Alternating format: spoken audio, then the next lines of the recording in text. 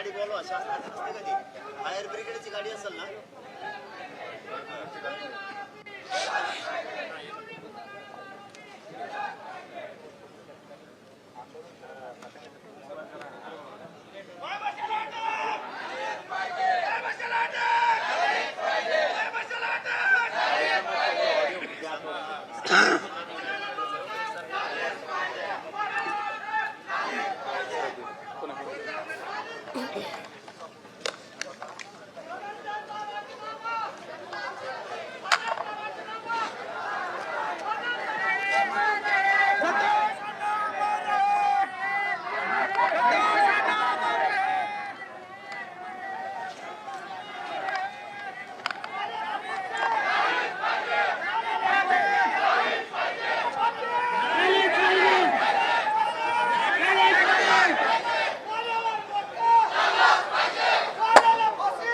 आपण पाहू शकता आता पोलीस अधीक्षक नवनीत कावत यांच्या सूचनेवरून काही अधिकारी या ठिकाणी दुसऱ्या पाण्याच्या टाकीवर चढत आहेत आणि त्या पाण्याच्या टाकीवरून या ठिकाणी धनंजय देशमुख यांच्याशी संवाद साधण्याचा प्रयत्न आता पोलीस अधिकाऱ्याकडनं केला जात आहे. आपण पाहू शकता या ठिकाणी आंदोलक जे आहेत ते आक्रमक झालेले, तर जवळपास 1 तासांपासून या ठिकाणी आंदोलन सुरू आहे. ग्रामस्थ देखील आक्रमक झालेले, तर मोठ्या प्रमाणात या ठिकाणी महिला आणि पुरुषांची या आंदोलनामध्ये उपस्थिती आहे. आरोपींना फाशी देण्यात यावी ही मागणी या ठिकाणी करण्यात येत आहे.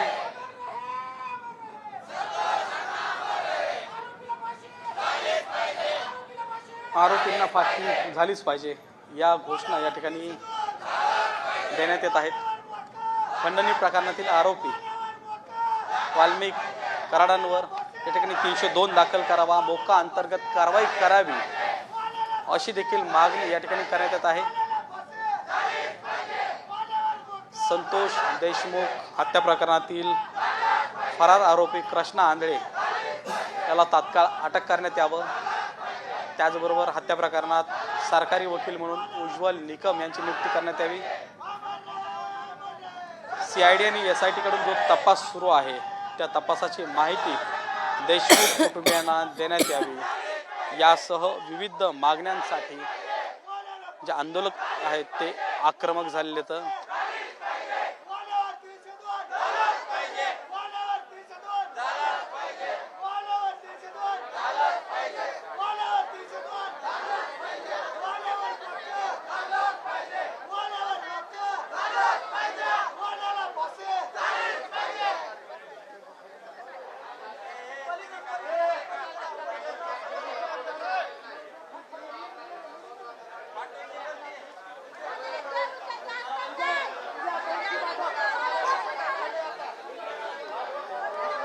आपण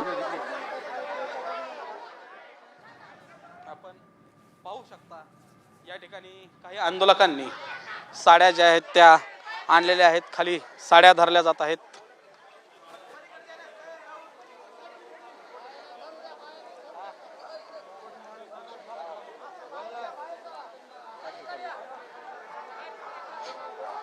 इधर से आओ तो आते क्या?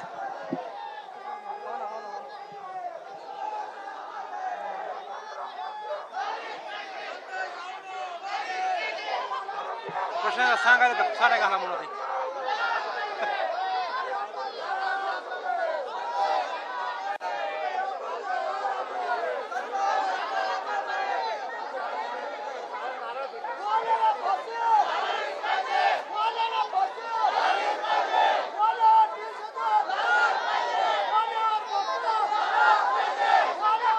आपण पाहू शकता या ठिकाणी आंदोलकांनी ज्या आहेत त्या साड्या ज्या आहेत त्या पाण्याच्या टाक्याच्या परिसरामध्ये या ठिकाणी धरलेले आहेत. मनोज जरांगे पाटील हे देखील या ठिकाणी आलेले आहेत.